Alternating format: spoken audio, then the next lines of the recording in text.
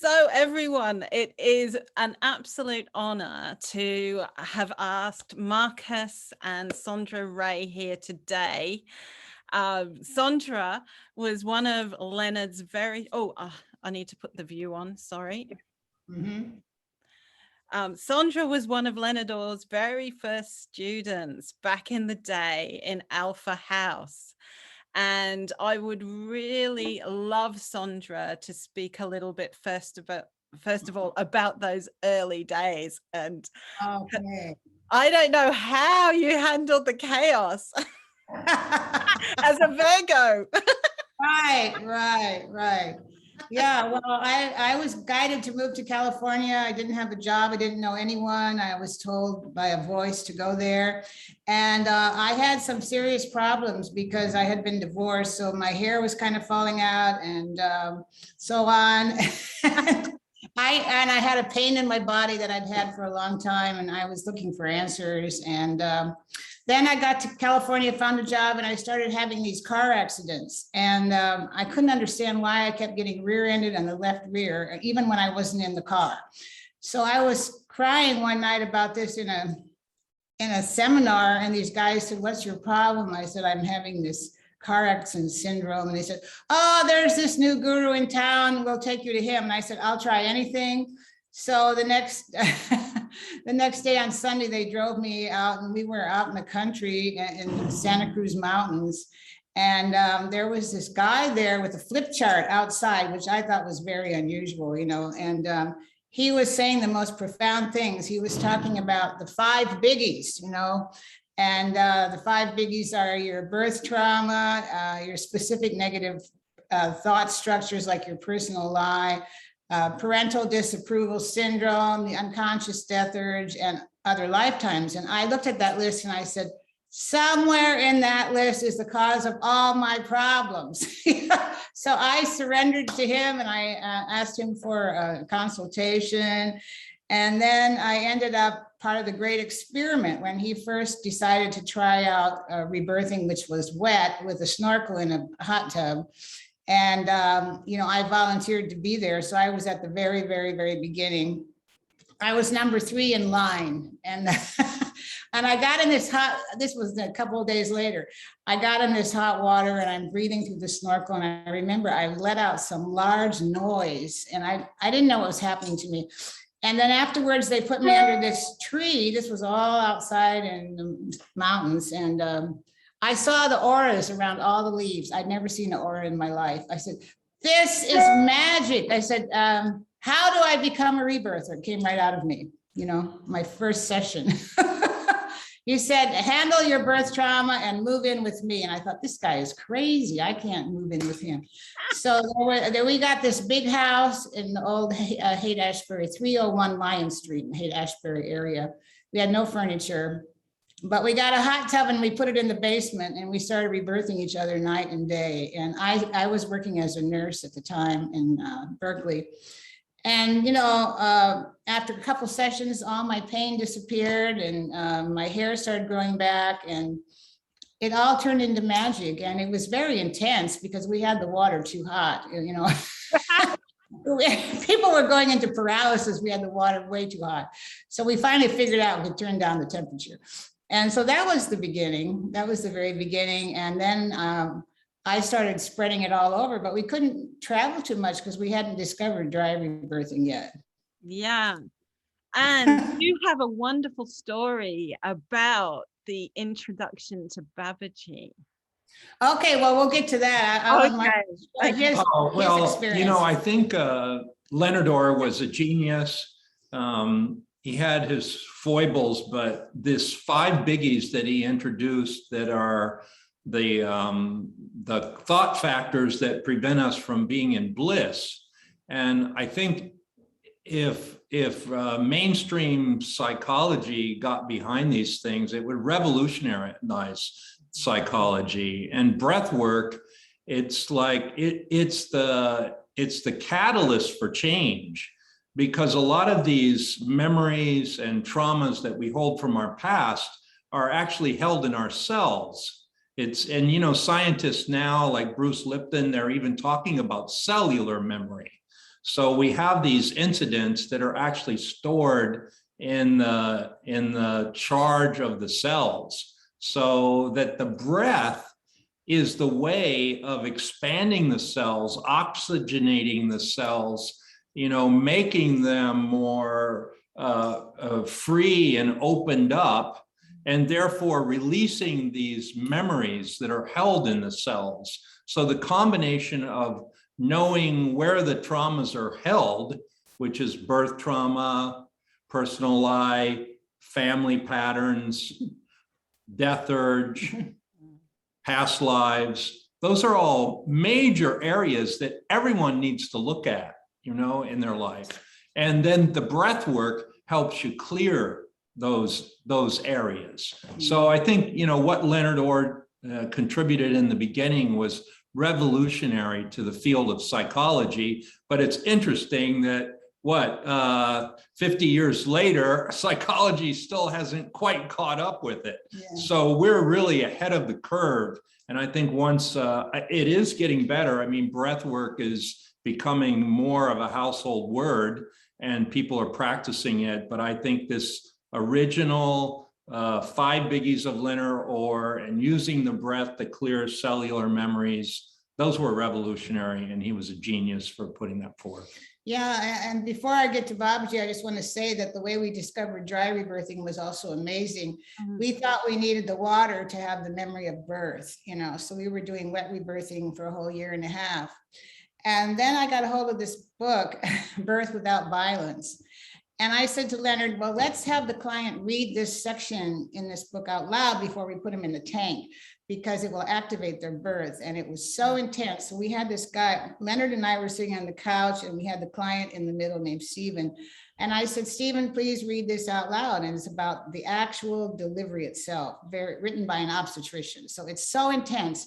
He started going in a spontaneous rebirth right with there and having birth memories. And we had to rebirth him right on the couch. And that was the day we figured out we could do dry rebirthing. And it wasn't the water that caused it. It was the presence of someone who has released their birth trauma, makes it safe for someone else. So once we got dry rebirthing, we could spread it all over the world, and it spread like wildfire. We didn't even go on TV because we didn't have enough rebirthers trained to handle such a thing, but it has spread like wildfire since then. And that's the great news all over the world.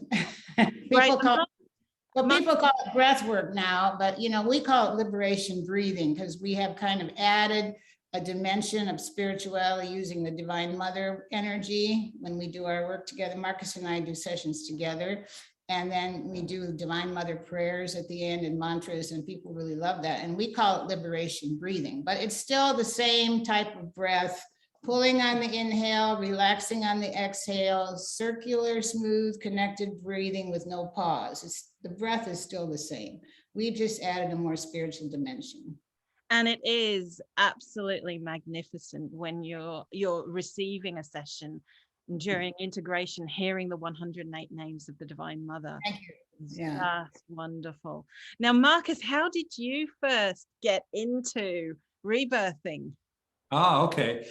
Well, I was studying yoga. I was one of the original people that studied Kundalini yoga with Yogi Bhajan back in like 1984, 83. So I was even a Sikh, and I was wearing a turban and the whole 9 yards. Yeah. That was another story. But then my partner at the time did a couple of rebirthing sessions. We were living in Philadelphia with the local rebirther there.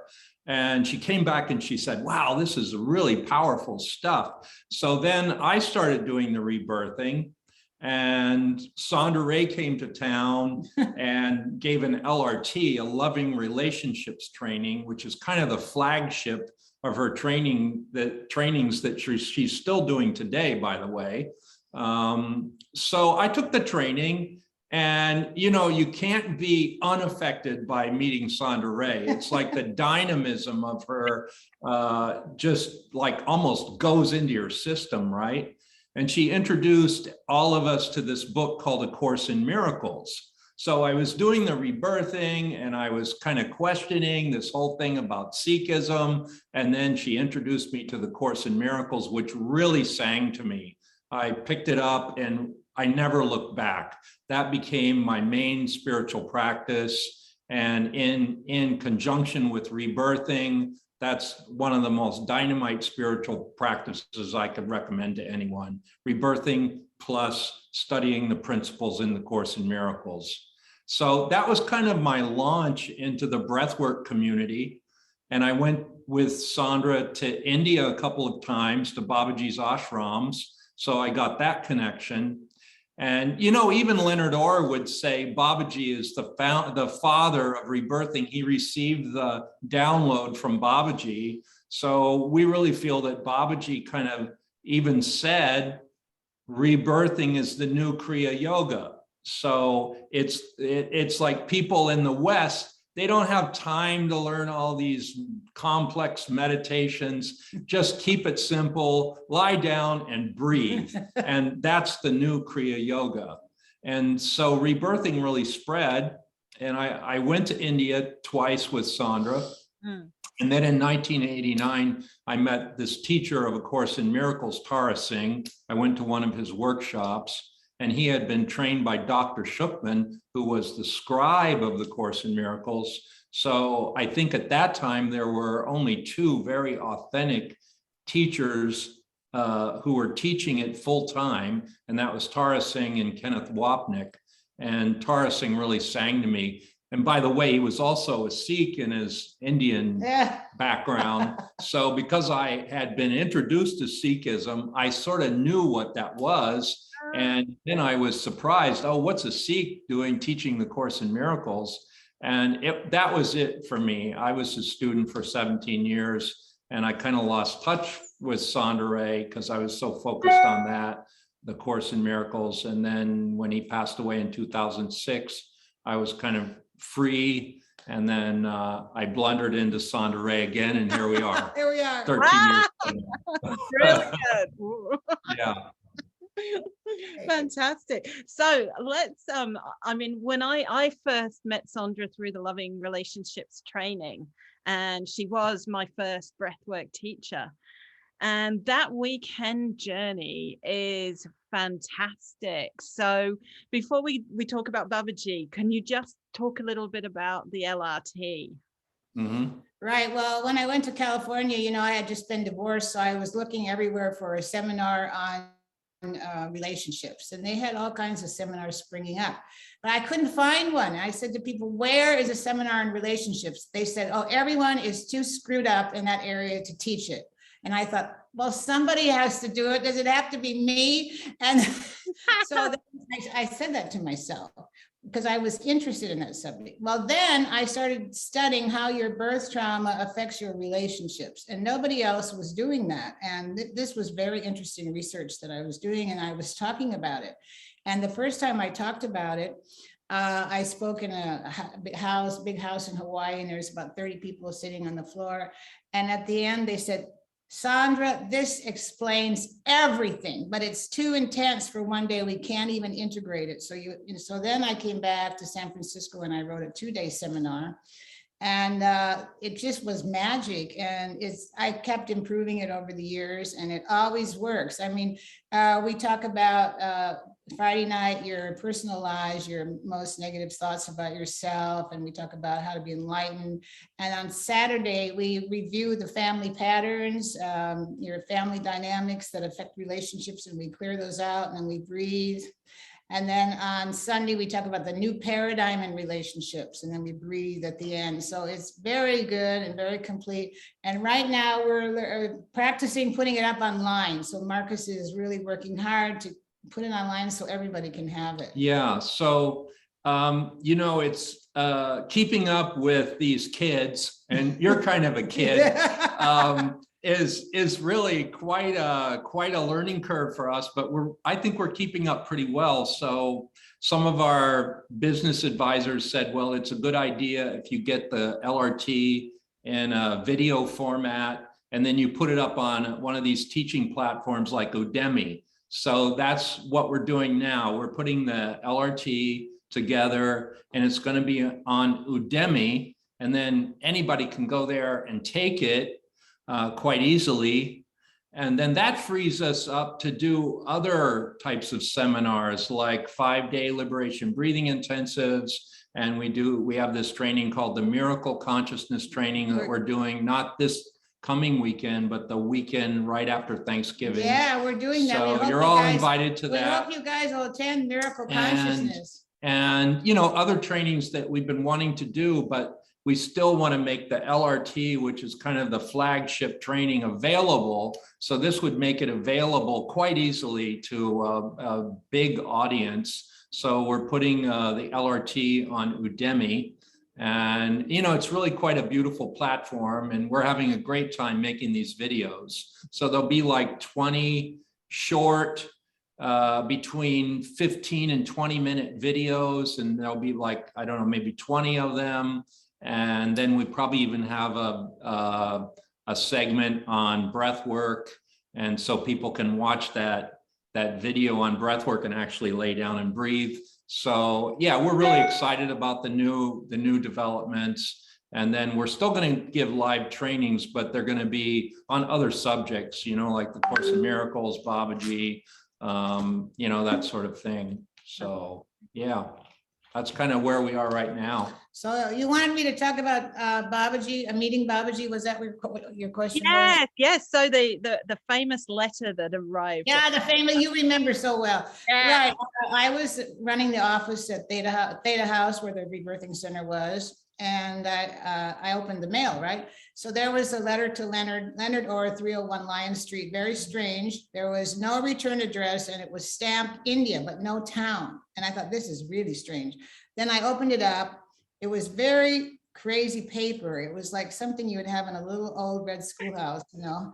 Like handmade paper. With lines, and there was one statement and no signature. It said, come to India. No signature. Can you imagine? I said, Leonard, we've been called, you know, and we didn't know who was calling us, you know. So then Leonard, he got right away putting a trip together. You know, we were going to go find a guru. Some guru was calling us, and I didn't have any money because I had just given up my nursing career and I was just learning to be a breath worker. So I had to borrow the money to go to India. It's the best investment I ever made. And I borrowed from some people that took the LRT that loved it, and they didn't have any children, and they just, yeah, just here, whatever you need, you know. So then we went, and I think it was about 10 rebirthers went together with him, and we all split up. Leonard said, let's all split up, go to different parts of India and look for gurus, and then we'll all come back in 2 weeks and we'll meet in Delhi and compare stories. So I went south to meet Rajneesh, and I got real clear that wasn't my direction. Well, everybody went different ways, you know. So we got to back to New Delhi, and Leonard had met another guy named Abu, who was a very advanced yogi. We thought maybe that was it, but I wasn't sure. And one girl was missing. We couldn't find her. And you know, you cannot find a missing person in India. It's not possible. So we had to go back without her. And we were kind of concerned, but she didn't come back for 7 months. And I happened to be right there when she came back, and I said, where have you been? We've been so worried about. She said, I found the real Babaji. And so I said, Leonard, we have to go right back now. So we went right back, and you know, the rest is history. It's a long story. I don't know how much you want to hear, but you know, it was so exciting to imagine that we could find him. You know, we had read about him in the book Autobiography of a Yogi by Yogananda, chapter 33 and 34. But this guru that Leonard had found named Abu, he wanted me to be his disciple. I should be his disciple. He said, you stay with me. And I thought, no. And Leonard said, you come with me. And I thought, wow, what if I make a mistake? I choose the wrong spiritual path. And I was really nervous. And Leonard said, I am going to go alone. You get your head together and meet me in 3 days. So I was like glue. I couldn't think. And those 3 days, nothing would move. I just felt stuck. I just couldn't, I hardly could breathe. At the end of 3 days, I went outside and I started screaming, which I would never do, just to get unstuck. I said, God, I demand to know my true spiritual path, and I demand to know tonight. And I'm screaming this into the darkness. And then I had a dream and I heard the arti, I heard the Babaji's music, and I thought, I remember this from somewhere. This is it. So I grabbed an Indian bus and he told me to go to Haldwani and look for this saint named Muniraj. That's the only information I had, you know. So I'm on this bus and I'm sitting on these tires, and there's this woman vomiting over here, and there's this pig over here, and it's crazy. And I thought, well, I can handle it. I've been in the Peace Corps. Anyway, halfway there, I just felt Babaji rip my heart open. I felt so much bliss, and I knew I had done the right thing. But I got to Haldwani, and I thought it was going to be a little mountain village, and it was a bustling city. I didn't know where, I didn't have an address for Muniraj. So I kept asking, you know Muniraj, you know Muniraj? And it took me 4 hours. I asked people. At the end of, I had a lot of faith though. At the end of 4 hours, some guy said, oh yeah, he has a different name here. His name is Trilak Singh. I said, oh, well, where is he? He's down there at this feed store. And I thought, you know, what's a saint doing at a feed store? So I'm knocking on the door, and there's only before this moment or after this moment in my life, you know, and he was wearing this white silk and he looked like an angel. And I said, this is the most peaceful being I've ever met in my life. And he said, okay, you may go. And he put me on the path. And in those days, we had to go through the river. And I had a backpack. I didn't even know I could have a porter carrying my stuff. And I'm falling in the river. And it was very treacherous. And but I was determined. And I finally got there. And there was these 108 steps going up to the ashram. And I was so excited. I'm running. Somebody grabbed my skirt and they said, hey, you're supposed to bow to the guru. I said, well, where is he? And I had run right by him because I didn't believe it was him, because I wanted my guru to wear satin robes and a turban and looking, you know. And here was this guy wearing a gunny sack with straw hanging out of his mouth. And I said, that can't be my guru. And later on, I figured out he met me like a farmer, because I grew up with farmers in this little town, population 300. It was all farms everywhere. So he looked like a farmer, and he said, oh, Mrs. Sondra, go take a nap. And, you know, and I had all kinds of experiences. I don't know if we have time to go in those, but I wrote a book. We have 2 books on Babaji. Yeah, Babaji, My Miraculous Meetings with the Maha Avatar, that's on Amazon. And then another small book called The Perfection of Babaji. So you can get those and read all about Sondra's encounters with Babaji. And it's good to read that so you feel connected to Babaji right now, because Babaji says, my love is available. You can take it or not just for me, not just for Marcus. It's for his love is available for everyone now. And he said, you know, you can take my love if you want or not. But I say, well, why not? We need all the help we can get right now. And he said in 1977, when I first met him, the Kranti is coming. And we said, well, what's the Kranti? He said, global revolution. So when the pandemic hit, I knew we were in the Kranti, and we're really in it. And it's going to keep going. The Kranti is going to keep going. There's going to be more and more stuff unfolding that's going to be intense.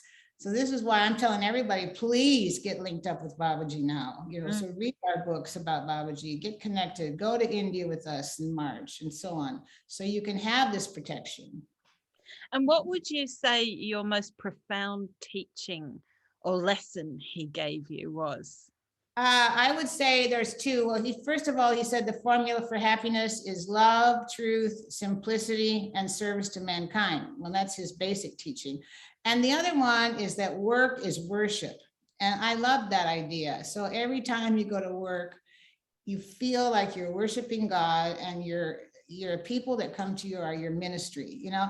And so that has really made me so happy whenever I'm working, you know, that idea. And it doesn't matter if you have a flower shop or hardware store or whatever your work is.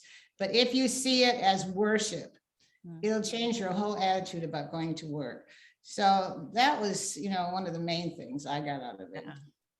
Yeah, and I think for people like myself and who didn't meet Babaji in the flesh, I think his teachings were so simple: truth, simplicity, love, and service. And then he gave us the mantra, Om Namah Shivaya, And that is quite easily, incorporated into your daily practice. You just get a mala bead and you just recite Om Namah Shivaya, Om Namah Shivaya.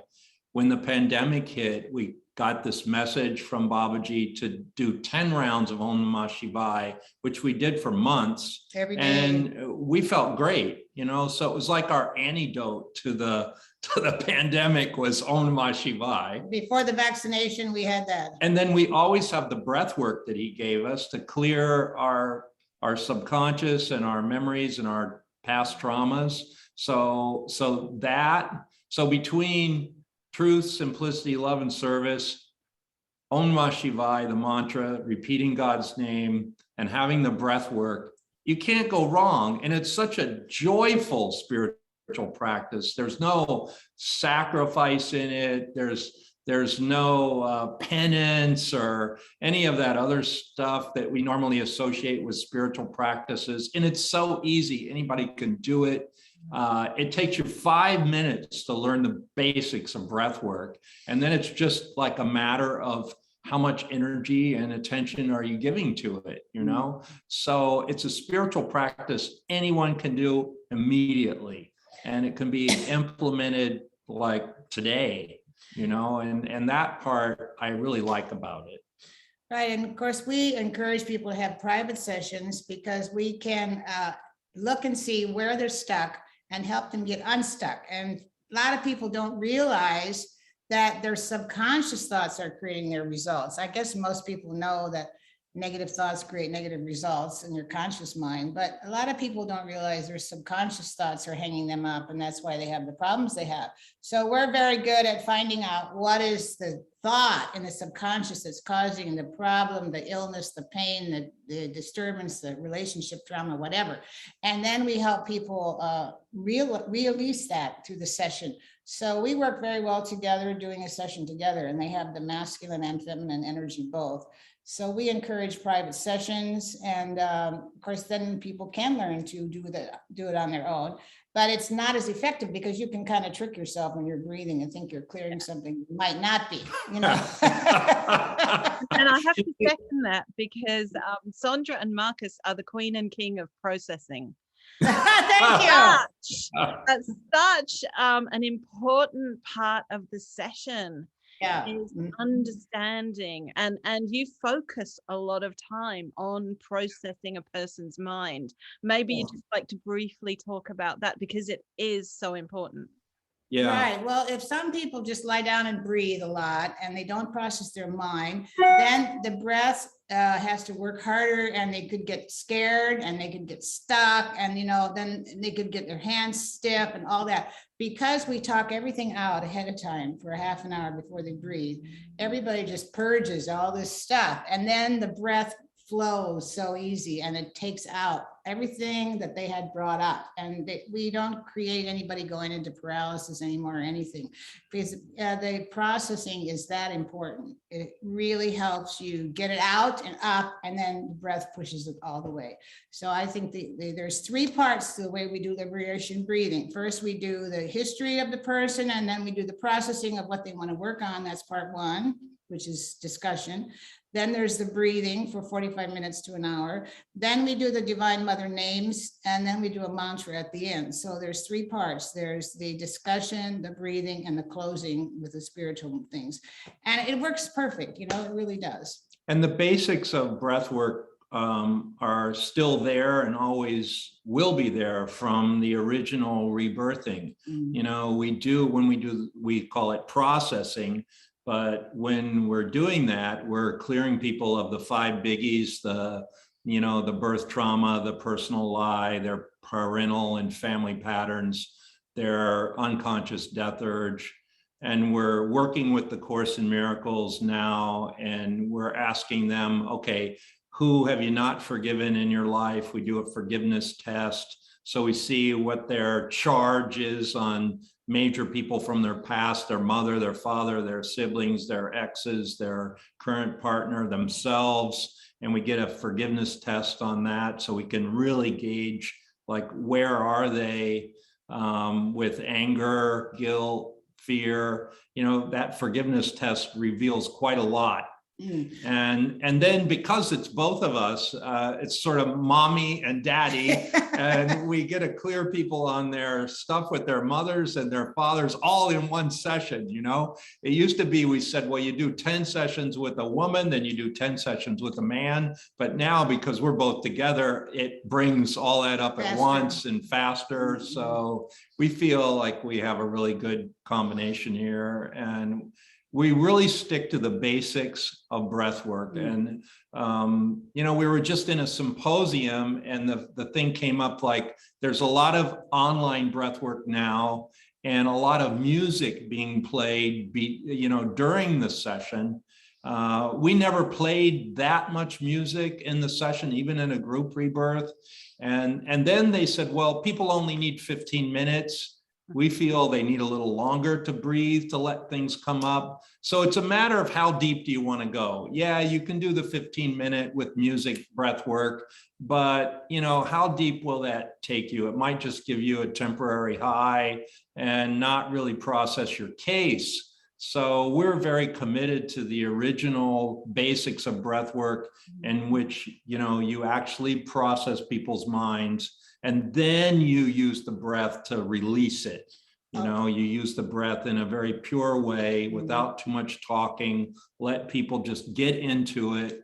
And we say the breath is the bridge between the subconscious and the conscious. So if there's something you need to clear, I guarantee if you lay down and breathe for an hour, it'll come up. And if you're ready to face it, it will come up. So it's like the interface between the conscious mind and the unconscious mind. Right. And by breathing, it brings the unconscious to the conscious. Brings the unconscious to the other thing that we're good at is helping people with their relationships issues, of course.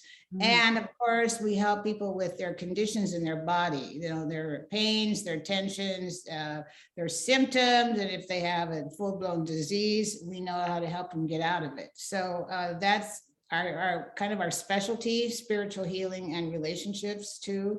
So I think that we can offer that to people, and we feel good about that. Okay, any other questions? No. As soon as I did your training, you'd mentioned Babaji, and I had that instant connection with him. And then you said, and we take people to his ashram. Now, since the pandemic, I know you had to put it on hold, but I believe next year, are you going to start taking people to India Quest again? Yeah, it's back on. It's up on our website. Yay! And now we're in close communication with really good friends who are in India, and they're kind of keeping us informed that actually the pandemic is kind of calming down in India. So they feel that next spring the borders will be open and we'll be able to travel. So our India Quest, which we take people to Babaji's ashram. We participate in the Navaratri, which is a 9-day festival to the Divine Mother. And we do breath work every day on this 16-day India Quest. And the dates are March 29th to April 13th. And you've been there, you know, we take people down slowly. We go to a really nice hotel in New Delhi, stay a couple days, then we take a bus, and then we stay in another pretty nice hotel. Then we go to Harakan, which is, you know, it's beautiful, but it's ashram. It's in the boondocks. You sleep in your sleeping bag on a mat on the floor, and you know, it's like you participate. You get up at 4 a.m. You do the spiritual things. But it's bliss, wouldn't you say, Kiara? I mean, absolutely. It's so beautiful there. It's so pure. I mean, when's the last time you bathed in a river? Yeah. You know, come on, like people used to, you know, bathe outside in natural settings. And so that's where we bathe, in the river. And it's just this unbelievable experience. Yeah. Right. And I think, you know, that we go during the Divine Mother Festival, and they have 9 straight days of ancient ceremonies. So you can make years and years of progress in one day, decades of progress in one day there. And I've seen people get over problems that they had for years in these 10 days. So yeah, thanks for bringing it up. We are looking forward to that. And, you know, I'm really excited about this training we're going to do this month, the Miracle Consciousness training. And we're going to spend a lot of time talking about what we call the Dream Team, which is the Divine Mother, Babaji, and Jesus, the Course in Miracles. Will be integrating those people, I mean, those masters in our life. And it's a wonderful training. We'll have 3 sessions of breathing. So some of you may want to attend that. And we'll go deeply into processing in people's case and what they need to do to look at before they do the breath work. And yeah, so it's one of our favorite trainings. Actually, we're calling it Babaji's training, Miracle Consciousness training. So all the masters are there. And yeah, it's wonderful. And you also do water rebirthing trainings, particularly in Iceland. Yeah, you know what? And why the water in Iceland? Tell everybody. We would really love for you to come to Iceland in January to see the Northern Lights. We are going to go to Iceland in January because we've never seen the Northern Lights. And of course, the Blue Lagoon is the largest body of thermal waters in the world. And it's really warm. So we'll be out there under the stars and the green Northern Lights. Anyway, that training is kind of a wonder to me, because the way I got that training was when I left India. Babaji's high priest Shastriji handed me this paper, and it was 108 names of the Divine Mother. I didn't know why he gave it to me, or I didn't know what it was. And I arrived in Stockholm, and I'm in my hotel. I set up the altar, and I thought, well, I'll just read these names to the altar. So I'm reading these 108 names, and at the end, I just sat still, and suddenly I received the most incredible knowledge. I could have never thought of it myself. How to do an advanced wet rebirthing training where people do prayers. We design prayers for people to breathe under the water. And she said, always do it in thermal waters, because that's the real Divine Mother. So anyway, I grabbed my snorkel, I jumped in the bathtub, and I tried to do this technique, and it was pretty hard. It took me a couple of days to learn it. Then I tried it on another guy who's a healer, and he came flying out of the water. He said, "This is a stroke of genius." I said, "Not from me, directly from the Divine Mother." So then when Marcus came, I said, "You got to come and see the Blue Lagoon." And we decided to do it there. And we just did one in August for my birthday, and it was fantastic. So we thought, well, why not go back and try it in the winter when we're in the water under the stars, because it's darker, more dark. And we want to see the Northern Lights. So if anybody wants a real adventure in January, there you are. And I'll send you the links for all these trainings, Kiara, so then you can put it out to your people. Thanks a lot. Yeah. Thanks a lot. Yeah. Yeah. I was very lucky, because I did your white water rebirthing training in Budapest. And I was the only student. I forgot about that. Well, you know, we were a little bit not thrown off, but we had to think fast, because when we went to the Blue Lagoon, we went there for like 6 years in a row, maybe more, 7 years. And then we were having so much fun. You know, the Blue Lagoon is a big lake, and there's all kinds of, like, a couple hundred tourists as well in there. And we were sort of off to the side doing our breath work. But we were having so much fun that tourists went to the Blue Lagoon and said, "Those people with the snorkels, can we do that? I mean, it looks so great what they're doing." And we're just laughing and having this blast. And then the Blue Lagoon said, "Well, we don't offer that as a practice, you know, as something that we offer. They have massage and all that." So then they took us aside at the end, and they said, "Well, we're not sure we want you to come back, because there are too many people asking to do this, and we don't offer it." So we were kind of expelled from the Blue Lagoon, and that's why we went to Budapest that year. And so it was okay, but it wasn't the Blue Lagoon. It was still thermal natural waters. Nice. It was a wonderful place. We had it. But then we thought, during the pandemic, you know, when it first hit, we thought, let's ask the Blue Lagoon again, because I bet they're really hurting for business in this pandemic.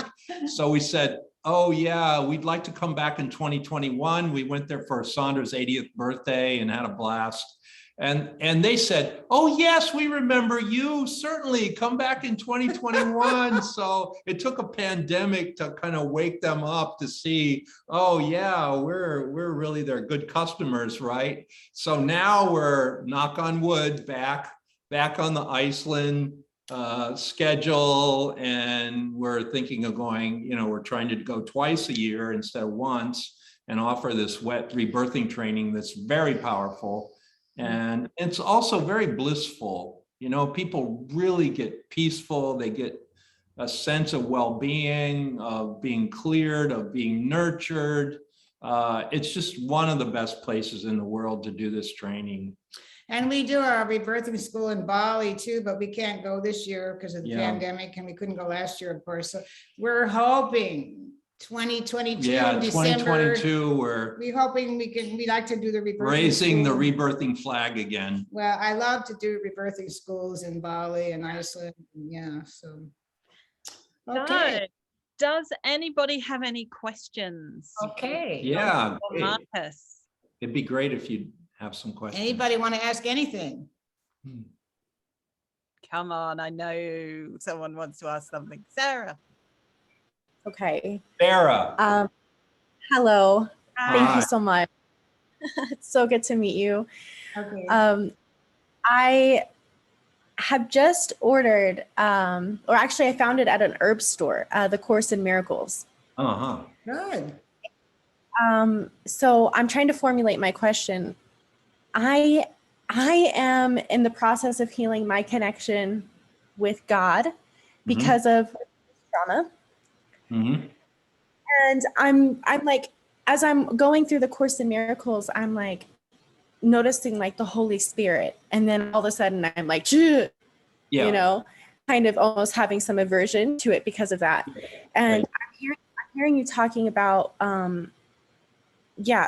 having these like Babaji and, different, I'm just wondering if you could like tell me that and your experience with the Course in Miracles, like trauma there. Yeah, okay. So first, when you start the Course in Miracles, if you could just put aside all of your past religious false theology. We call it false theology. And, we all grew up in, well, not all of us, some of us had atheist parents, but many of us grew up in a traditional church environment. And there were a lot of things they taught us about original sin and guilt, and they made God very unpalatable, like this God is a punishing entity. And so when you get to the Course, all of that is erased. And there is the language is still there, like the Holy Spirit and God, but these are very benevolent forces. Like if you substitute the word God for life force, we would all agree there is a life force that keeps things, flowing, living, and we can identify that. Well, that's all God is. It's a life force. And that force is on your side.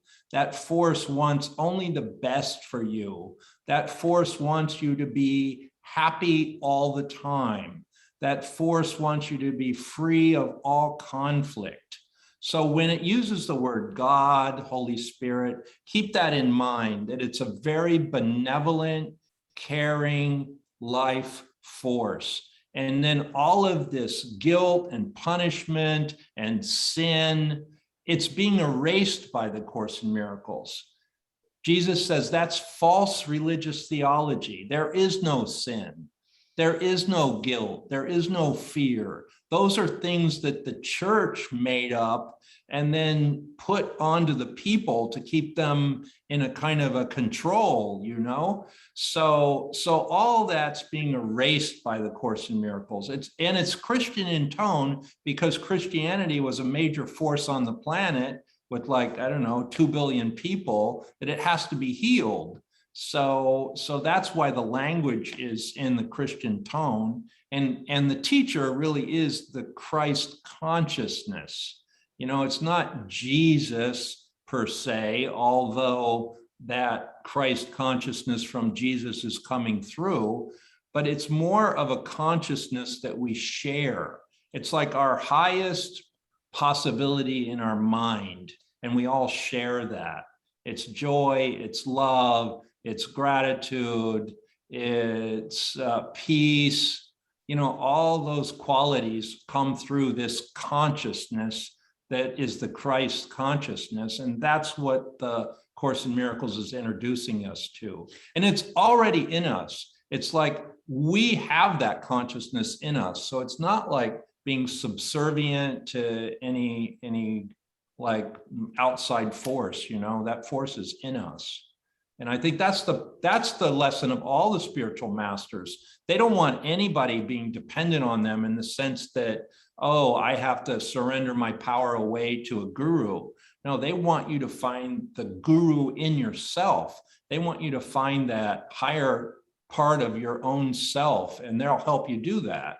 So they're really kind of like, you know, cheerleader. They're cheering you on to find that greatest potential in yourself, and they never want you to be dependent on them. They want you to find that yourself. If you're new to the course, we suggest you just start with the lessons. Workbook. Start with the workbook, which is in the middle, and read one lesson a day. Okay? Did you get the one volume or the one that's in 3 books?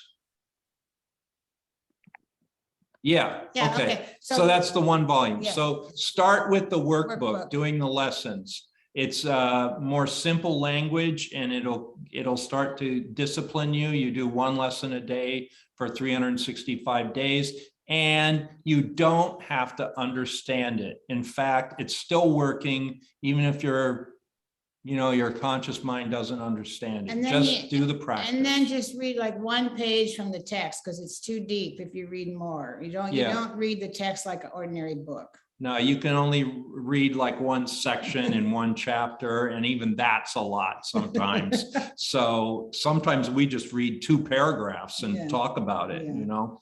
Well, good for you. Congratulations that you found that. Congratulations. That's interesting that you found it in that kind of store. It's wonderful. And we have a podcast on A Course in Miracles. There's about 75 podcasts that are very helpful. I think, I'll send the link to that to Kiara as well. Thank you for that. But thank you, Sarah. Any other questions? Thank you, Sarah. Anybody else want to say anything or ask anything? Catherine, come on. I know you'll have something.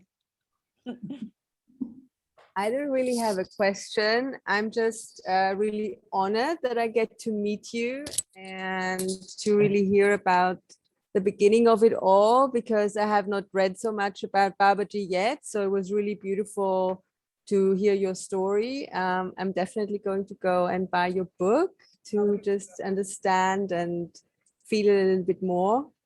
I hope to meet you one day. I'm grateful that Sarah brought up the book of the Course of Miracles.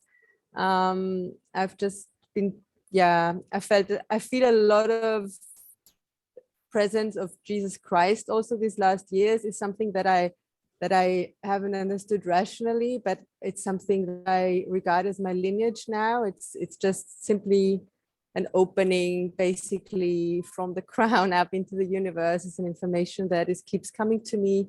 So I'm just really grateful to have met you here online. And if you want to expand a little bit more even about Babaji, I'd be super keen. But I don't have a concrete question. Okay. Where are you now? I'm in Greece at the moment. So and I have what island? I've trained with Katya. So very good. Very good. Katya. Okay, wonderful. Thank you. Thank you. Fantastic. It's time to wrap it up. Okay, well, it's been great being with you. Thank you, Kiara, for having us. And we can do this again sometime, maybe even on a specific subject if you like. And it's great. Thanks, Kiara, for having us. You are most welcome. Thank you for sharing your Okay, well. So stick with the basics of breath work. It's the fastest way of self-transformation that we know about. And it's also the deepest. I think it's long-lasting, it's fast. It'll give you a lot of insight into yourself. and a lot of healing is there.